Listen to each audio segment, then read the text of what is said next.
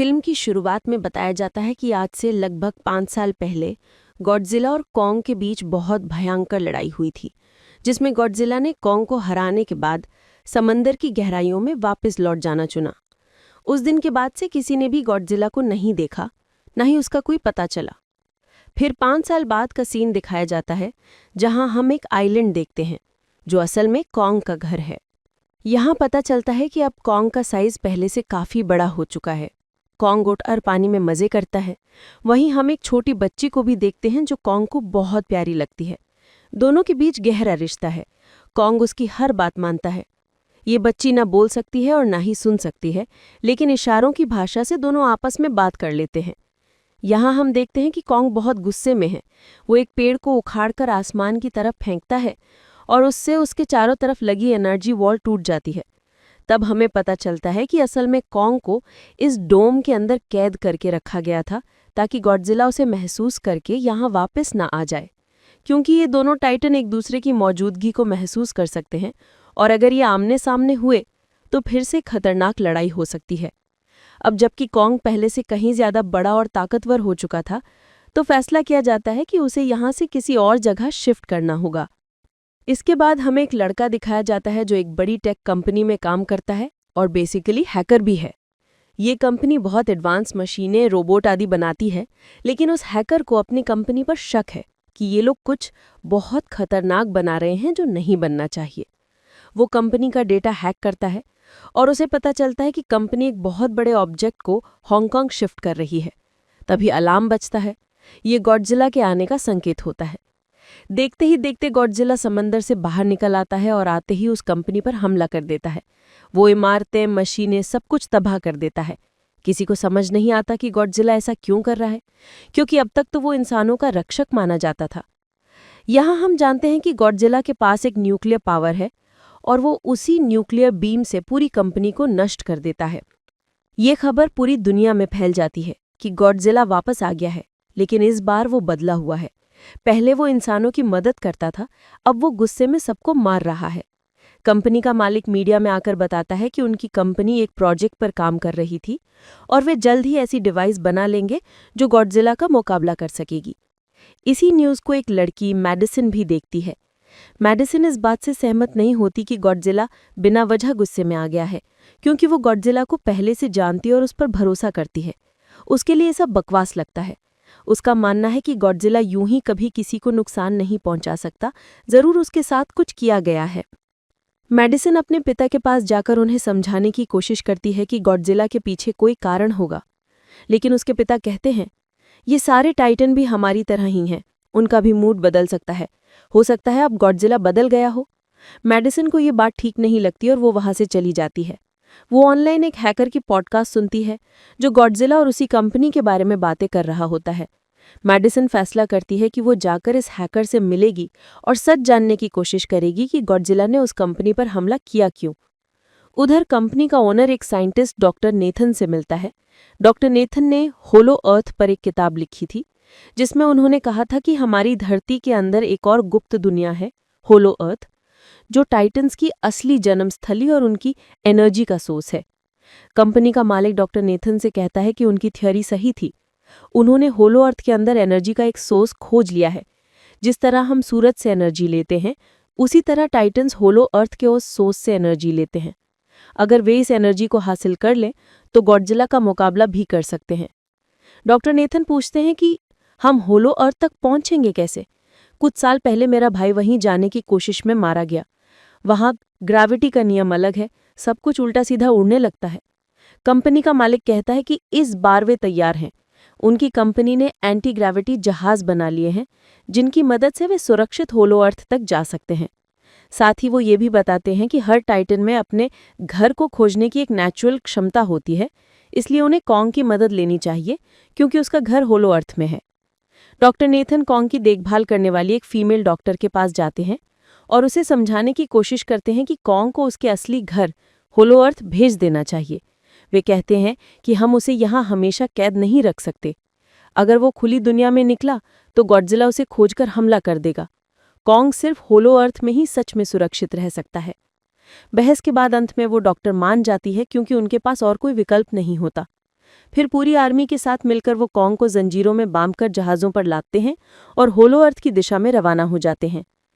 Kong की छोटी दोस्त बच्ची इशारों से बताती है कि कॉन्ग गुस्से में है क्योंकि उसे जंजीरों में बांधा गया है। आर्मी का लीडर उस डॉक्टर से कहता है कि वो गॉडजिला वाले रास्ते से नहीं जाएंगी, किसी और रूट से जाएंगे ताकि गॉडजिला को उनकी मौजूदगी का पता न लगे। डॉक्टर भी कहती है कि बिल्कुल ऐसा ही करना चाहिए क्योंकि गॉडजिला और कॉन्ग की पुरानी दुश्मनी है। दोनों खुद को किंग ऑफ मॉन्स्टर्स मानते हैं। उधर मेडिसन अपने दोस्त और उस हैकर के साथ चोरी छिपे उसी कंपनी के अंदर घुसती है, ये पता लगाने के लिए कि आखिर कंपनी ऐसा क्या बना रही थी जिस पर गॉडजिला इतना भड़क गया।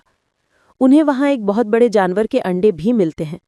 तभी वे जिस चेंबर में होते हैं उसका दरवाज़ा लॉक हो जाता है। वो असल में एक हाई स्पीड ट्रांसपोर्ट पॉड होता है जो उन्हें उन अंडों के समेत तेजी से हांगकांग की तरफ ले जाता है। इधर कॉन्ग को लेकर जा रही शिप पर अलार्म बजने लगता है। बच्ची इशारों में बताती है कि गॉडजिला आ रहा है। डॉक्टर नेथन कहते हैं कि अगर गॉडजिला ऊपर आ रहा है तो हमें कॉन्ग को आज़ाद कर देना चाहिए ताकि वो गॉडजिला से लड़कर सबकी जान बचा सके। कुछ ही देर में गॉडजिला समंदर से निकल आता है और एक एक करके सैन्य जहाज़ों को नष्ट करने लगता है। लोग रॉकेट और मिसाइल से उस पर हमला करते हैं लेकिन उसका कोई असर नहीं होता। गॉडजिला सारे प्लेन्स और शिप्स को डुबो देता है और सीधे उस जहाज़ की तरफ बढ़ता है जिस पर कॉन्ग बंधा हुआ है। गॉडजिला जहाज़ को पलट देता है जिससे कॉन्ग और बाकी लोग डूबने लगते हैं। मजबूरी में कॉन्ग की जंजीरें खोल दी जाती हैं। कॉन्ग जहाज़ को सीधा करता है और सबकी जान बचाता है। फिर कॉन्ग और गॉडजिला के बीच समंदर में जबरदस्त लड़ाई शुरू हो जाती है। कॉन्ग कुछ समय तक पलटवार करता है, गॉडजिला को नीचे ढकेलता है, जहाज से जहाज पर कूदता है, लेकिन जब गॉडजिला अपनी न्यूक्लियर बीम का इस्तेमाल करता है तो कॉन्ग मजबूर होकर पानी में कूदकर जान बचाने की कोशिश करता है। समंदर के अंदर गॉडजिला को बढ़त मिल जाती है क्योंकि वो पानी में सांस ले सकता है जबकि कॉन्ग नहीं। गॉडजिला कॉन्ग को गहराइयों में खींचकर मारने की कोशिश करता है। डॉक्टर जल्दी से समंदर में बॉम्ब टाइप गहराई वाले धमाके करवाते हैं जिससे कॉन्ग झटका खाकर ऊपर की तरफ उछल आता है और किसी तरह जान बच जाती है। डॉक्टर नेथन आदेश देते हैं कि सारे इंजन और मशीनें बंद कर दो ताकि गॉडजिला को लगे कि जहाज नष्ट हो गया है और सभी मर गए हैं। सब कुछ शटडाउन होते ही गॉडजिला कॉन्ग को आखिरी बार गुस्से से देखता है और फिर वहां से चला जाता है। डॉक्टर कहती है कि अगर हम आगे बढ़ते रहे तो गॉडजिला फिर से उन्हें महसूस कर लेगा और हमला करेगा। इसलिए अब वे प्लान बनाते हैं कि कॉन्ग को हवा में उठाकर हेलीकॉप्टर्स और विशेष जहाज़ों की मदद से सीधे होलो अर्थ के प्रवेश द्वार तक ले जाएंगे। उधर मेडिसन और उसके दोस्त हांगकांग में कंपनी के अंडरग्राउंड बेस तक पहुंचते हैं जहां उन्हें कंपनी का सीक्रेट हथियार दिखता है, गॉडजिला के खिलाफ बनाया गया एक और गॉडजिला, मेका गॉडजिला। इसे एक खास आदमी दूर दराज से न्यूरल लिंक के जरिए कंट्रोल कर रहा होता है, जिसे कंपनी के मालिक ने पहले डॉक्टर नेथन से मिलवाया था। मेका गॉडजिला की ताकत टेस्ट करने के लिए वे एक स्कल क्रॉलर को उसकी तरफ छोड़ते हैं। मेका गॉडजिला अपनी बीम और हथियारों से स्कल क्रॉलर को चंद सेकंड में मार गिराता है, लेकिन एक दिक्कत रहती थी। उसे फुल पावर देने के लिए और ज्यादा एनर्जी चाहिए जो सिर्फ होलो अर्थ के एनर्जी सोर्स से मिल सकती है। यही वजह थी कि कंपनी होलो अर्थ के एनर्जी सोर्स तक पहुंचना चाहती थी। उधर कॉन्ग को हेलीकॉप्टरों की मदद से होलो अर्थ के प्रवेश द्वार तक ले जाया जाता है। वहां से कॉन्ग को एक विशाल गुफा में कूद कर जाना होता है। शुरू में कॉन्ग हिचकिचाता है, लेकिन बच्ची के इशारों से उसे बताया जाता है कि उसकी फैमिली नीचे है और उसके जैसे और भी जीव वहां रहते हैं। कॉन्ग मान जाता है और गुफा से होकर होलो अर्थ में प्रवेश कर जाता है। डॉक्टर नेथन और बाकी लोग अपनी एंटी ग्रेविटी शिप्स में उसके पीछे पीछे जाते हैं। होलो अर्थ एक बिल्कुल अलग, खूबसूरत और अजीब दुनिया होती है।